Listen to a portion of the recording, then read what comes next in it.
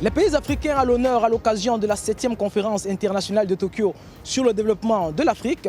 L'événement a enregistré la participation de plusieurs chefs d'État, dont Félix Antoine Tshisekedi de la RDC, venu défendre la coopération économique entre son pays et le Japon. Félix Tshisekedi est le tout premier chef de l'État congolais à participer en personne à un sommet de la TICAD. Et il ne s'en cache pas, il est venu au Japon pour trouver des soutiens à sa politique économique. En marge des réunions bilatérales avec ses homologues, il est allé à la rencontre des grandes entreprises présentes au Forum Japon-Afrique, organisé par le gouvernement japonais. Le Japon a laissé de bons souvenirs au Congo. Je pense au pont Maréchal, je pense à la grande avenue des poids lourds, qui sont des ouvrages qui sont restés intacts malgré des années. Et ça continue.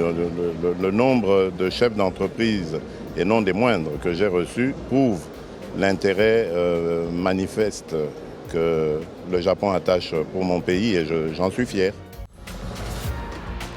Les pays de la TICAD ont opté pour une coopération davantage axée sur les échanges économiques entre le Japon et l'Afrique. Afin d'arriver à accélérer le développement du continent par les affaires, l'Organisation japonaise du commerce extérieur se propose d'accompagner les entreprises africaines à structurer leurs projets dans les standards de Tokyo.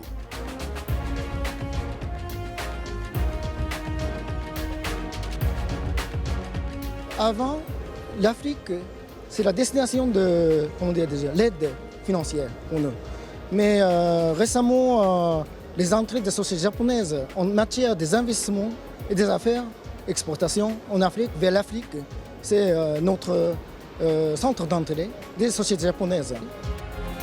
À près de 15 000 km de la capitale japonaise, l'Agence congolaise de promotion des investissements à Kinshasa propose elle aussi un accompagnement aux entreprises locales.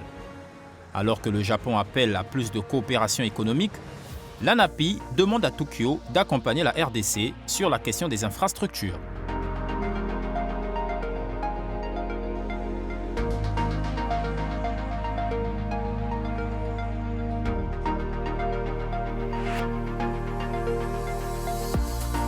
Aujourd'hui, avec le Japon, on n'a plus accès à certains fonds sous des conditions concessionnelles. Nous espérons que nous pourrons y arriver.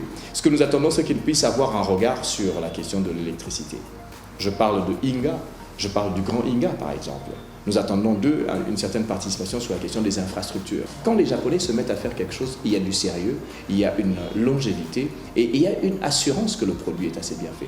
La République démocratique du Congo veut renforcer ses relations économiques avec le Japon dans le cadre de la TICAD 7, la 7e conférence internationale de Tokyo sur le développement de l'Afrique.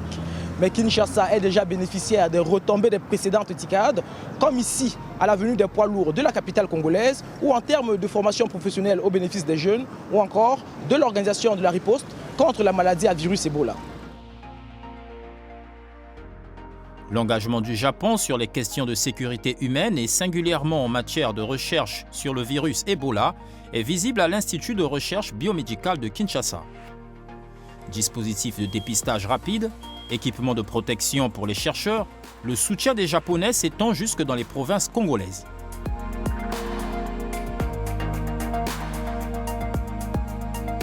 Il y a toute une équipe du Japon qui est arrivée pour pouvoir préparer les autres provinces qui sont attenantes aux provinces qui sont touchées pour le moment. Donc les préparer à faire face si jamais l'épidémie venait dans ces provinces, notamment la province, n'est-ce pas, de la Chopo.